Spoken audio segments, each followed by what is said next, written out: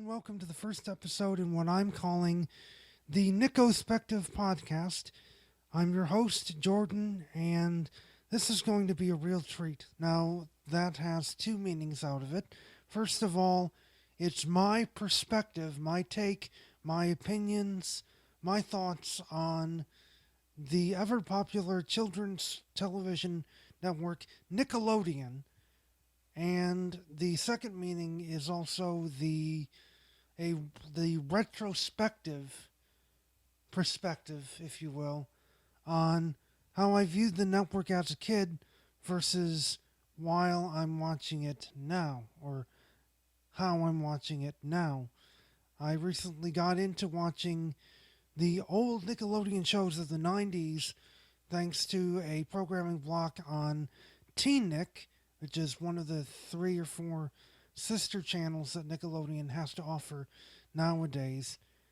And then at the same time, I'm also watching some of the newer shows that Nickelodeon has come out with in recent years.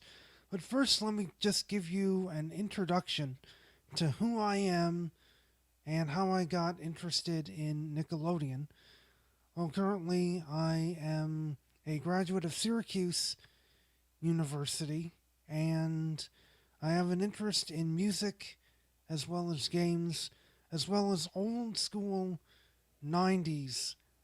Not just Nickelodeon, but I also enjoy a lot of the music that came out of the 90s and the early 2000s, as well as some of the movies. Particularly how I got interested in Nickelodeon. I believe I was just a kid, between 5, 6 years old, and we just moved from one town in upstate New York to the other. We moved from Rochester to Syracuse in 1994. And I think it was going over to my grandparents' house, or my grandmother's house on my mom's side, who lived in Liverpool, and she had the Nickelodeon channel on. I think, yes, we had the Nickelodeon channel on, and that was my first glimpse of the network. The first show that I remember watching as a kid was this show called Wild and Crazy Kids, which had teams of kids doing outdoor challenges. And then the first animated show that I remember watching was one of the 3 original Nicktoons that the network came out back in 1991, Rugrats, followed by Doug, of course. That was the time when I have a sneeze. Excuse. Oh dear. Anyway, that was the time when you would see an episode of Rugrats followed by an episode of Doug.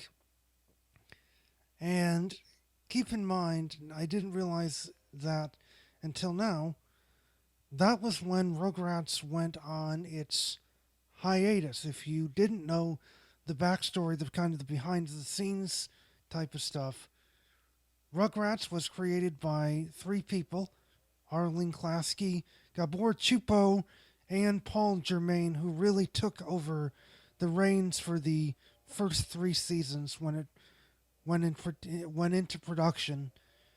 And there was a time where Paul Germain and Klasky and Chupo went into creative differences. They didn't really agree on the direction where the show was going, and so what happened was Paul Germain and his production crew parted ways from Nickelodeon. They ended up going to do their own thing. They ended up doing other shows, for example, Recess on Disney, along with Hey Arnold with Craig Bartlett, who was also a writer on Rugrats.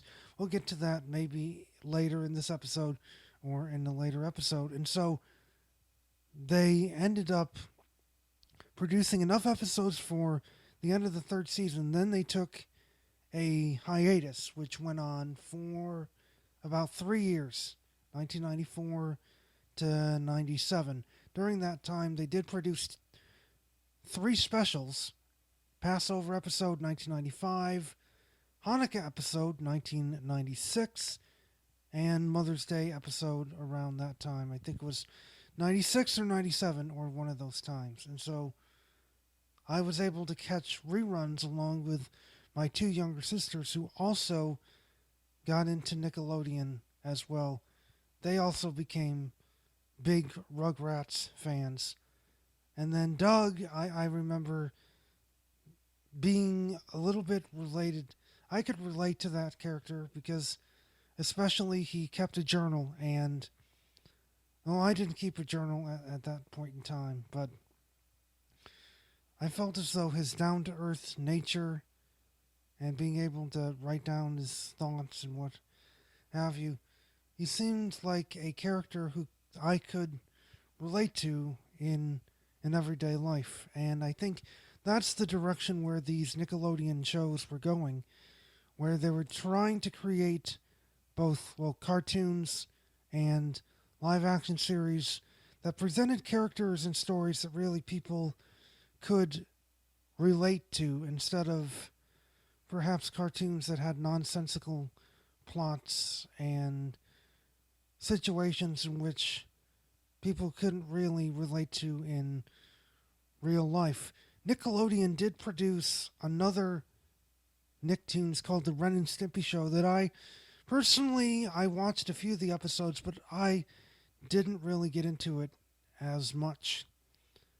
I just thought the plot, the situations, or even the comedy, the gross out humor that they threw in really didn't make much of any sense. It was not my level of taste. But the newer shows that they came out with, I did tend to like. Take, for example, eventually I was introduced to the live action shows such as All That, the sketch comedy show, which was in its infancy, or when it started, it was essentially a Saturday Night Live for kids, and it continued that way all through the rest of its run. And then I eventually saw Kenan and Kel, which was essentially a spin-off of All That, along with The Amanda Show, Drake and Josh. And you see, these were all produced, and some of them were created by Dan Schneider, who I know has done a lot for the network.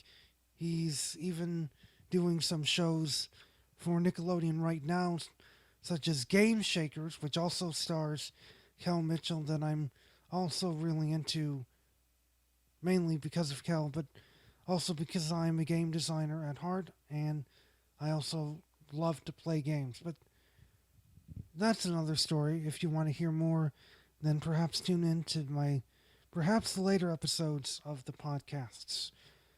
I also got into the other Nicktoons animated series, a lot of the golden shows that came out during the 90s, including but not limited to Rocko's Modern Life, along with Cat Dog,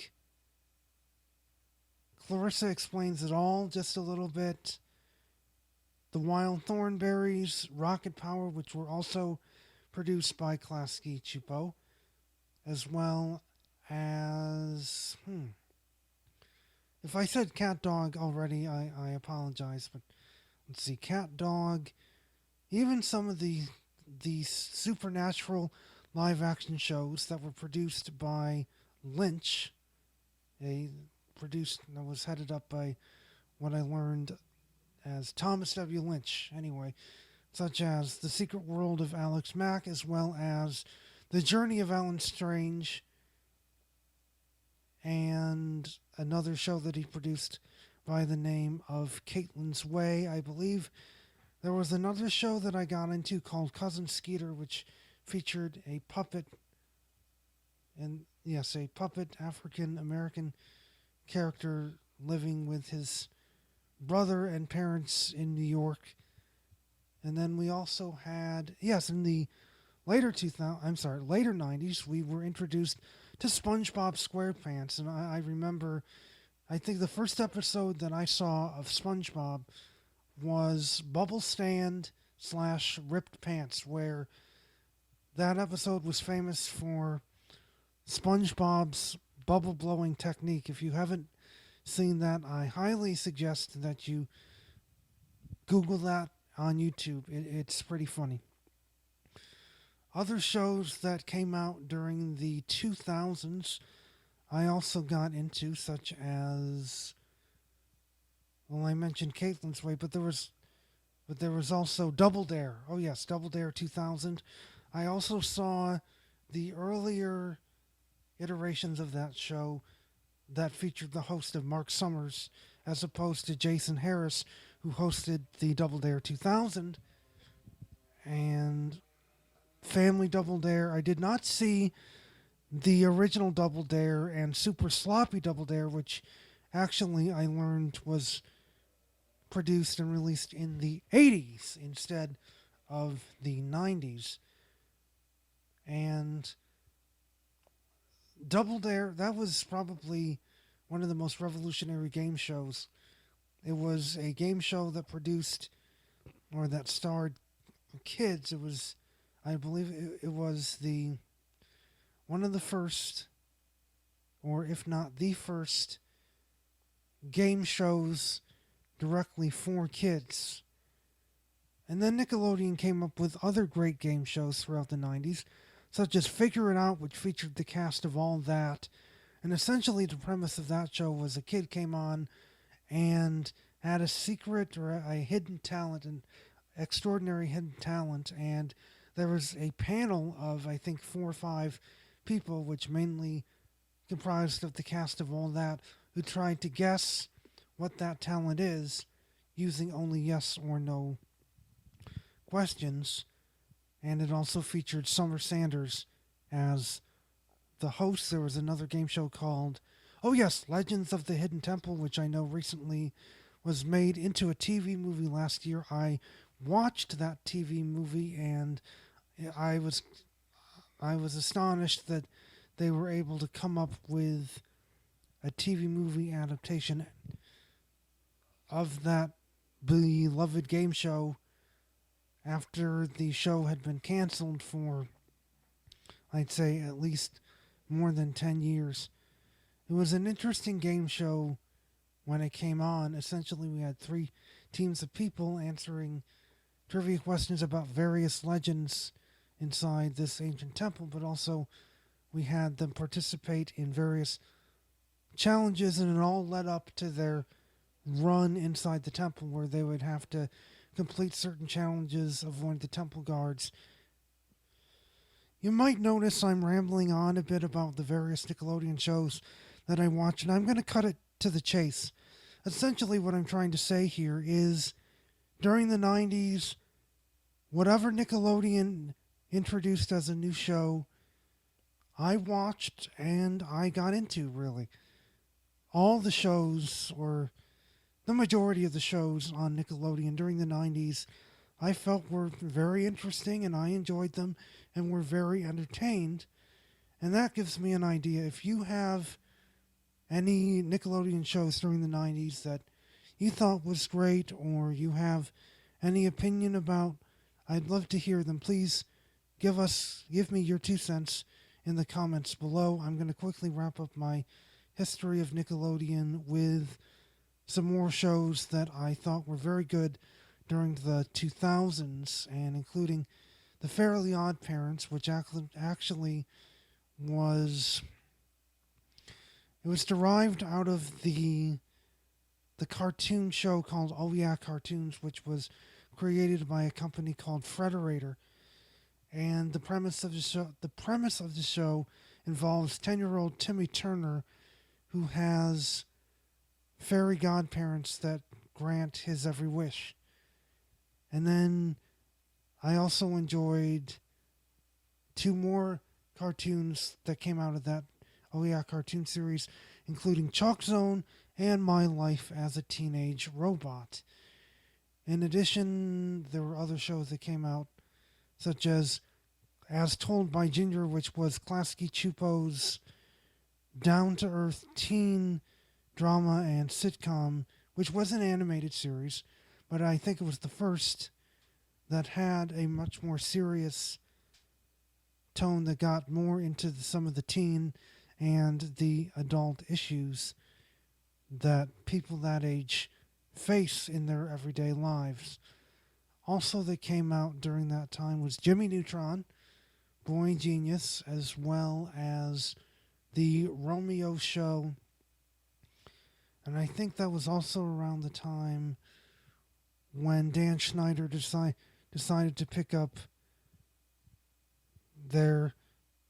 some more live action shows, such as I mentioned, Drake and Josh and Zoey 101, featuring Jamie Lynn Spears, starring Jamie Lynn Spears, the younger sister of Britney Spears. In fact, Britney wrote the theme song to Zoey 101. A little bit of fun facts about that show. And I recently started getting back into it. The reruns of Zoey 101 are airing on T-Nick now, and I didn't catch the later seasons. I know that the outside scenes, or the show, was filmed at a real-life university called Pepperdine University in California for the first 2 seasons, but then I think they ran into logistical issues, so they moved their filming to an off-site soundstage. And I really started to like the last 2 seasons. This show ran from, I think, 2005 to 2008, and I'm really starting to like the last seasons that I watched, or that I didn't get a chance to watch when it originally ran. The plot, the stories, the stories that the main characters get into, which include Zoey, her roommates at Pacific Coast Academy, as well as Chase and Logan, their classmates. I just found the show to be interesting. The one thing I noticed is that it does not feature a laugh track, but I think they were intended to be that way because I think it was meant to be towards a movie as opposed to a sitcom. Anyway, that's beside the point. It was around, oh yes, and I was able to see the Rugrats grow up when they celebrated their 10-year anniversary with the All Growed Up TV special, as well as the series All Grown Up. I actually remember watching the All Growed Up Rugrats 10th anniversary TV special when we were visiting my aunt and uncle down in Florida. We saw the Rugrats 10th anniversary episode for the first time, followed by their special Still Babies After All These Years. That was also the same time that we went down to Universal and toured the Nickelodeon studios, the first and only time.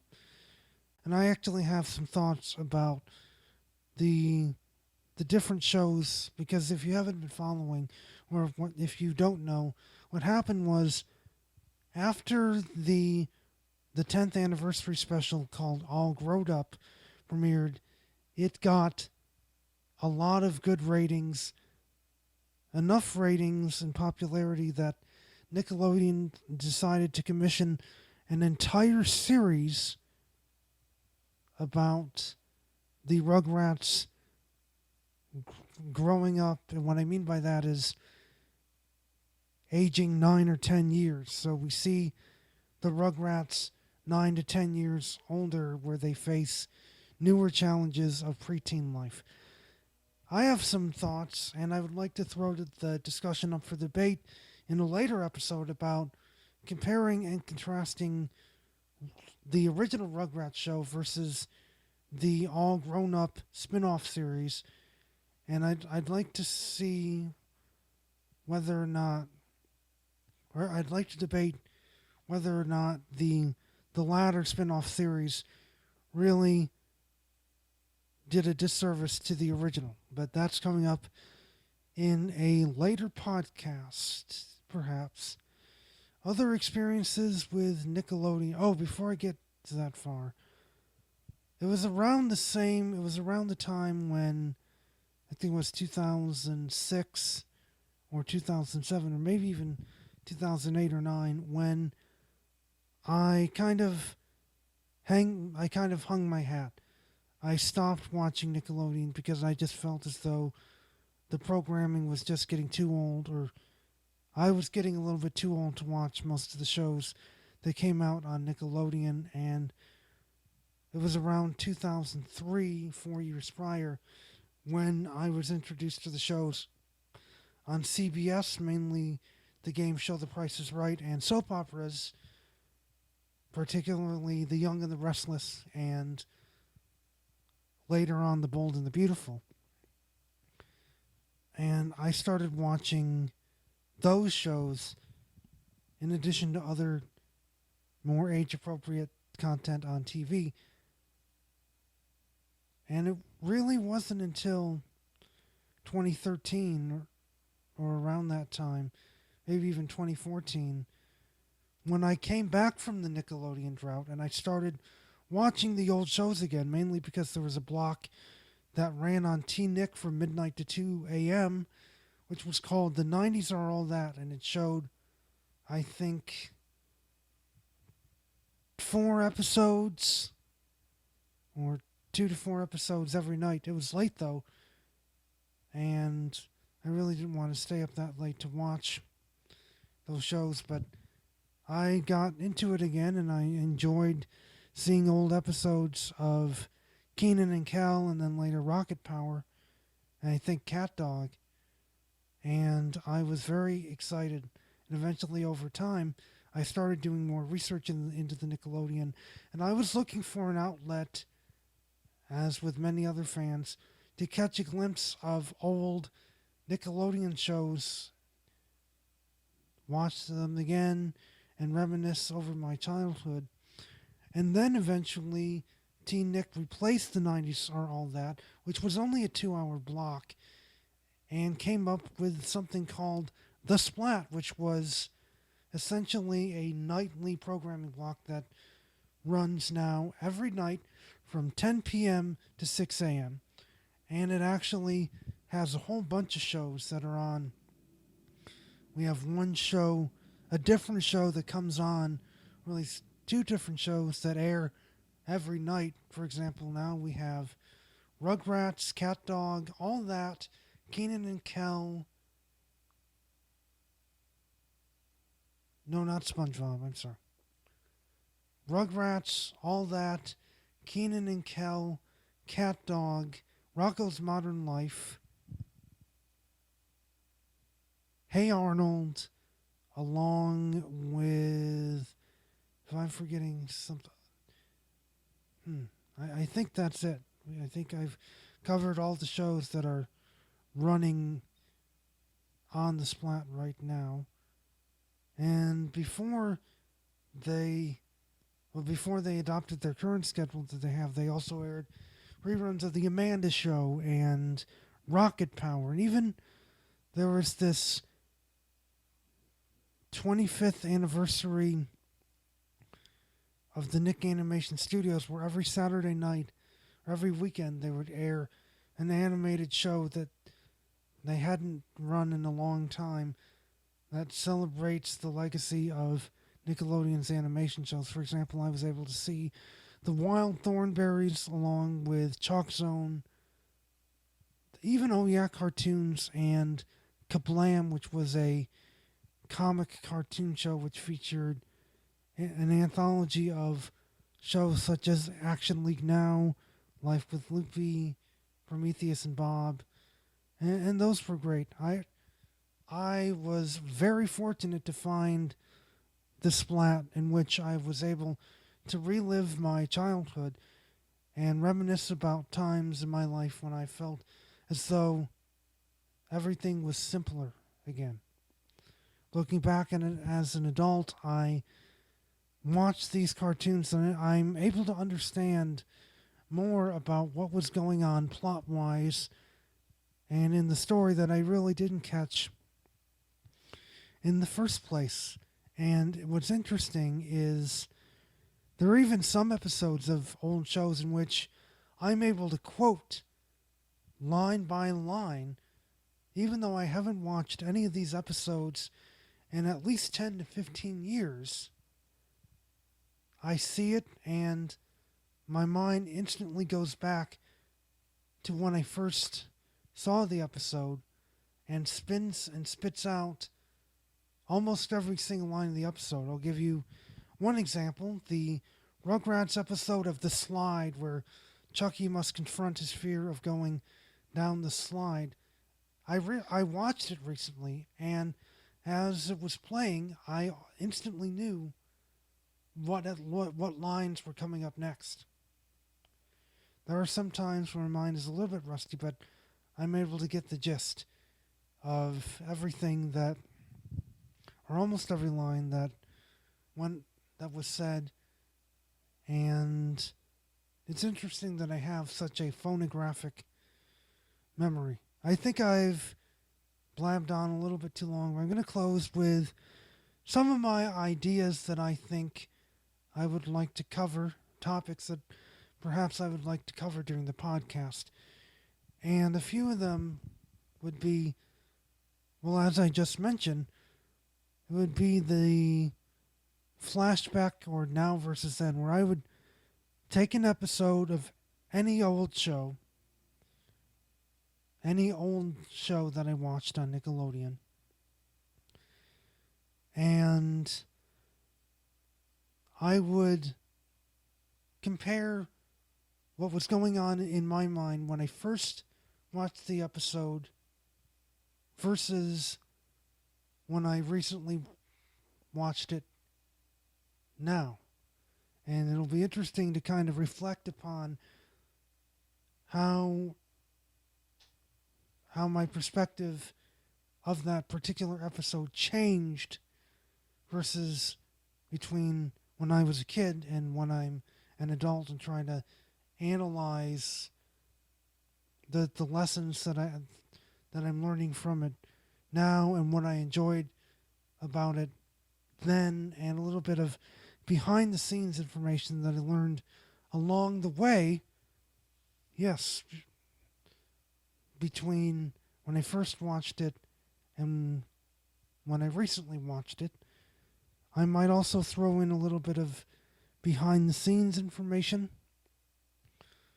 about certain shows, certain episodes. And then if there are any news, any updates about what's going on for Nickelodeon now, I might also bring in and discuss for certain episodes of the podcast. But essentially that then versus now idea, I think, will be the meat and potatoes of the whole thing. And I also might want to bring in an interesting debate that really I feel is interesting. Take, for example, that Rugrats All Grown Up comparison. Topics that I feel as though should be discussed because there are a lot of various opinions on it. And I feel would be very good discussion to get a new insight into the children's network that at least I grew up to know and love. And, one last thing, and this will be my final thoughts for today before we end. I want to share with you a little bit of what I think of where Nickelodeon is going now. For one thing, I'm glad that, for example, Craig Bartlett, the creator of Hey Arnold, is working on bringing the Jungle movie back, which, for those who don't know, it was supposed to be a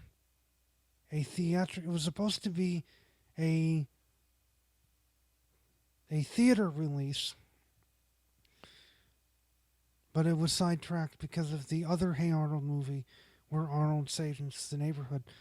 But the Jungle movie was supposed to be about Arnold's journey to find his lost parents, or to find his parents in San Lorenzo. If you weren't aware, the last or one of the episodes called The Journal, Arnold finds his father's journal, and in the end finds a map, and the series was left on a cliffhanger where we did not know whether Arnold would find his parents. And from what I heard, from what I did some research on, what happened was Craig Bartlett ended up pursuing other projects and ended up getting a contract with Cartoon Network, and therefore Nickelodeon didn't want anything to do with him, or he left Nickelodeon, and the Hey Arnold Jungle movie ended up being sidetracked. But there was this outgoing support from the fans who wanted the Jungle movie so badly, and so a few years ago it was announced that the Jungle movie has finally been greenlit, and now we actually get to see what will happen when Hey Arnold finds his parents.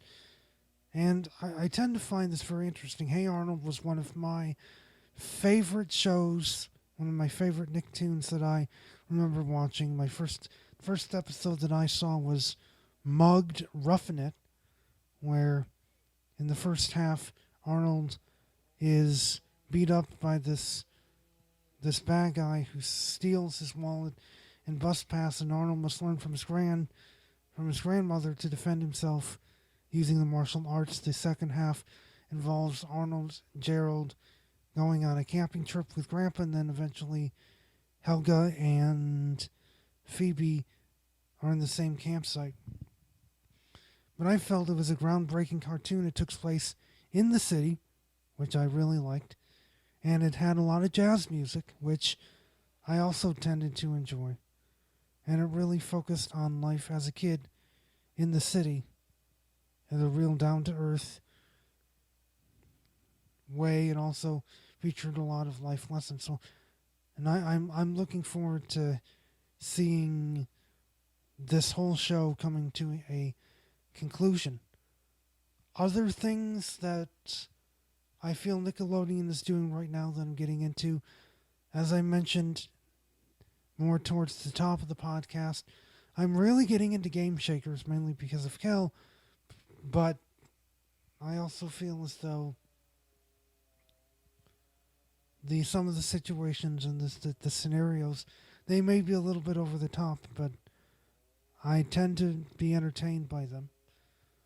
And I recently got into this other live action show called Nicky, Ricky, Dicky, and Dawn, which features 4 quadruplets going through their everyday life. I also started getting into episodes of iCarly, which features Miranda Cosgrove doing her own web series.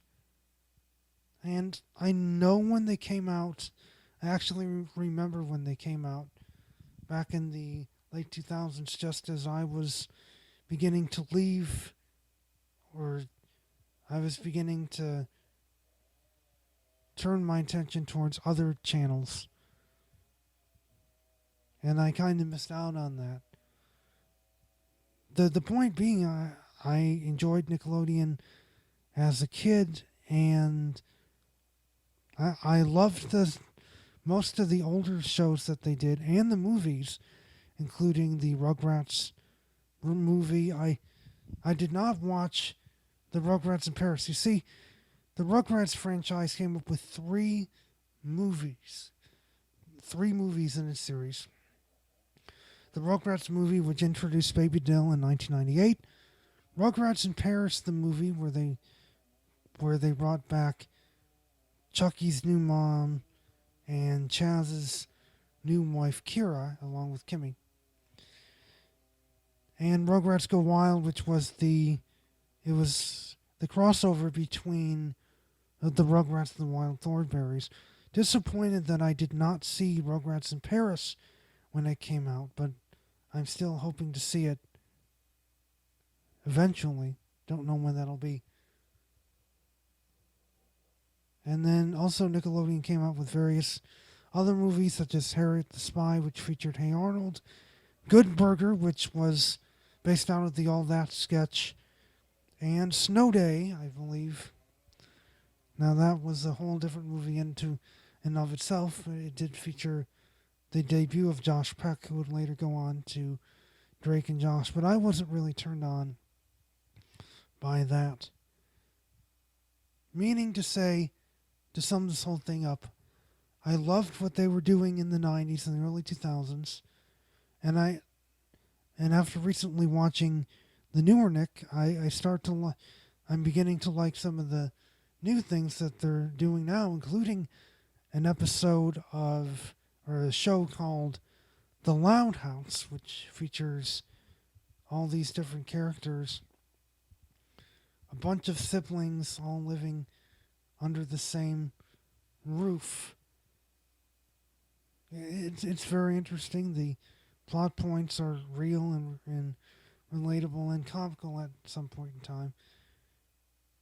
But I'm not too overly impressed with it. It's not as good as the older stuff that Nickelodeon came out with, but I'm willing to try and I'm willing to see what new episodes that they come out with. And I know I lied by I'm saying this is the last thing I'm going to say. Final thing before we wrap up here, and I just have to give this shout out because I would be doing a disservice to myself and you perhaps listening to this if I didn't give a shout out to the one person who had inspired me to go create this podcast in the first place, and that person is Patricia Miranda from Old School Lane. If you don't know who she is, I'm going to post a link. I'm going to provide a link to her channel and her stuff in the description. I started watching her stuff, I think, a few years ago when she covered a lot of various topics related to Nickelodeon that I just found were interesting, and there were parts in which I said, oh yeah, I can agree with that. There are other parts in which I had differing opinions about, but still, she provided a lot of interesting insight, commentary, and perspective about the Nickelodeon shows that I grew up with as a kid that I felt were very interesting to listen to. And she had a lot of commentary. She even did some interviews with various people who worked on the Nickelodeon shows, such as Craig Bartlett, Paul Germain, one of the creators of Rugrats, along with Mark Summers, the host of Double Dare. And I've also heard her do some other work with her colleagues at a blog website called Manic Expression. So I want to thank you, Patricia, and I also want to thank you, the listener, for taking a listen to what I have to say about Nickelodeon. I am a big, passionate fan about it, and I'm hoping that I'll be able to give some more thoughts in later episodes of the podcast.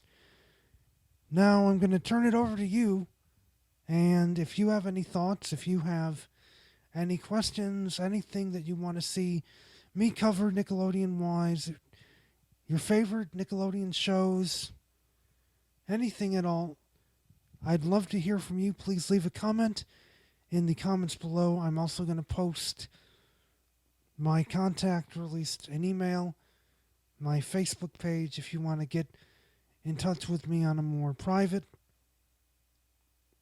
level. Shouldn't have said that. But I'm hoping this podcast goes well, and until then, I will sign off. This is Jordan signing off. Until next time.